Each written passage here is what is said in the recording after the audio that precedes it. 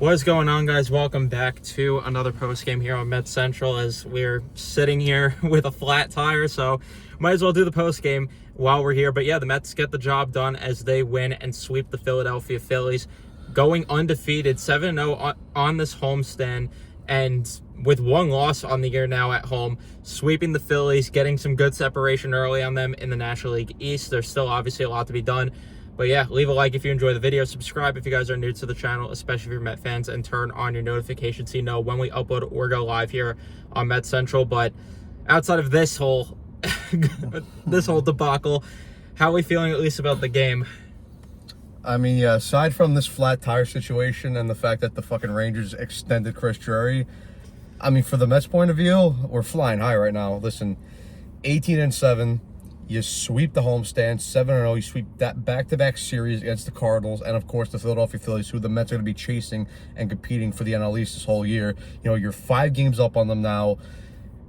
You're 11 games over 500, the best record in the MLB currently. Man, again, I know it's April. It's still early. There's still plenty of time before the end of the season wraps up. But just to have the best record in baseball, that's a great feeling to have. And yeah, I mean, the record at home this year has just been excellent. I mean, once again, the crowd here at Citi Field was electric. It was packed. I mean, listen, this was a Wednesday game, midweek at 1 p.m., and the building was completely sold out. But let me tell you, the lower bowl and most of the 300s and probably most of the 400s too were sold out.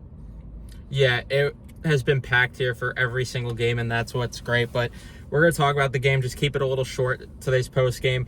In the first inning, David Peterson did face a little bit of trouble, was able to get out of it. The bottom of the first inning, you had that single from Juan Soto. Outside of that, they were not able to drive him in. The second inning, you saw a little bit of trouble from David Peterson, which is something that we unfortunately saw a lot of. He was not commanding some of his pitches well, leaving a little too much over the plate, and he ended up, unfortunately, he got out of the inning. Yeah, he got out of the inning, but he unfortunately got a high pitch count by the end of it, is what I was going to say there. So that was the unfortunate part, but the fortunate part is that he got out of it. We go to the bottom of the second inning, and we saw a moment that we never thought we would. So after Mark Vientos gets a single, and we see the 2 strikeouts from Winker and Taylor, Brett Beatty hits one to the upper deck, and I cannot believe it, still off of Zach Wheeler, a 92-mile-per-hour cutter on the inside part of the plate to him.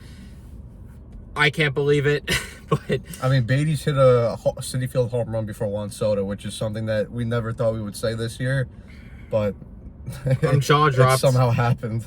I'm still jaw-dropped, but yeah, as we go throughout this game, we go ahead to the third inning, a nice rebound inning for David Peterson. The bottom of the third inning, you have that Juan Soto leadoff, or the Lindor leadoff walk, and then that ended the inning.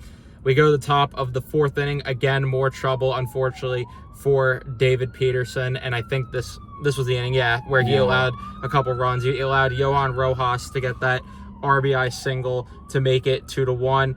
And then Trey Turner tied the game up at 2 with an RBI single. He got out of it, thankfully, at a tied game, but still unfortunate. The bottom of the fourth, they had that double from Winker, wasted it. We go to the fifth inning. Peterson worked in the trouble, worked out of it. In the bottom of the fifth inning, the Mets had traffic on the bases, but we have to have a conversation about Brandon Nimmo at some point, which we will during podcast episodes. I just want to get this recap quick, done and over with.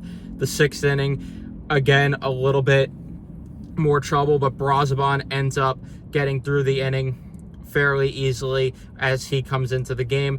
Then a 1-2-3 inning in the bottom of the sixth. The seventh inning, Brazoban ends up getting the final out, and then Danny Young comes in, which we were not happy about, but Danny Young ends up getting through the 2 most deadly hitters in that lineup in Harper and Schwarber, which was very nice to see. Then as we progress throughout this game and go to the seventh inning, Lindor had a single, but unfortunately Juan Soto could not drive him in.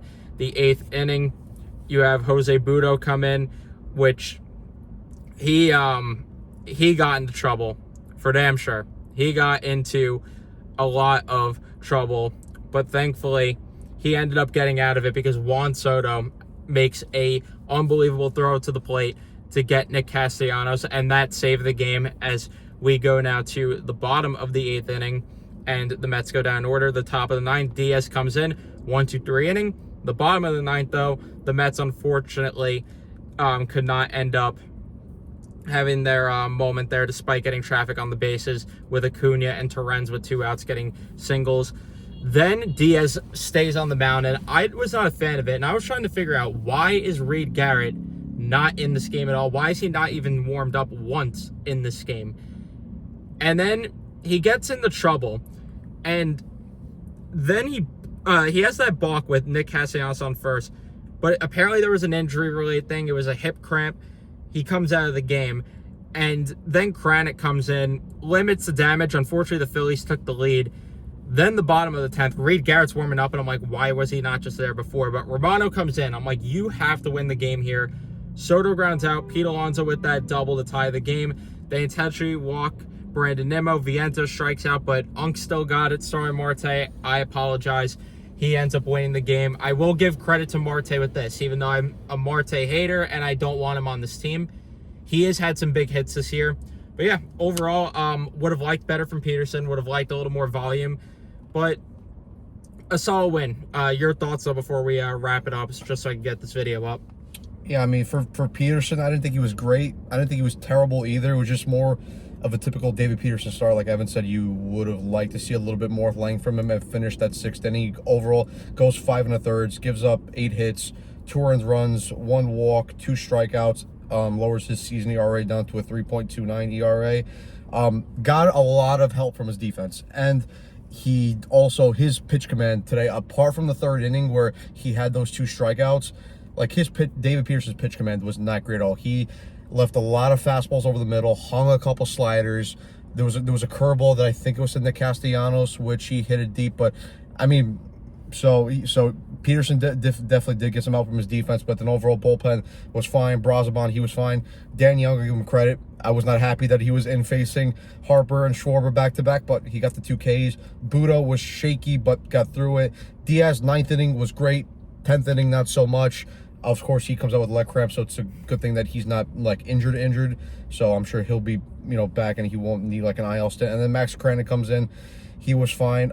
Offensively, I thought they were okay. They weren't great. And I don't think this was kind of similar to like a lot of Met games we've seen this year, because really the Mets didn't get a lot of guys into scoring position, which didn't, give them chances, to really drive them in. They had a couple here and there, but, when you face a guy like Zach Wheeler, it's tough to really generate any offense of him. I mean, Brett Beatty did it, so I guess really there's no other excuse for the offense. If Beatty can do it, everyone else should do it. But I mean, yeah, I mean, like you talking about Brandon Nimmo, there's definitely an offensive concern, but he made 2 really nice plays in the outfield today. One with the diving catch, and then another one later in the game where he kind of jumped up a little bit and went up to get it.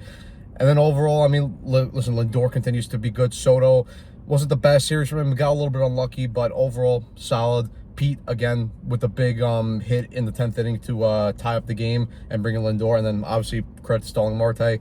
He gets the game-winning hit and drives in Pete Alonso to win the game and sweep the series. So, yeah, overall, there's not too much you can really complain about.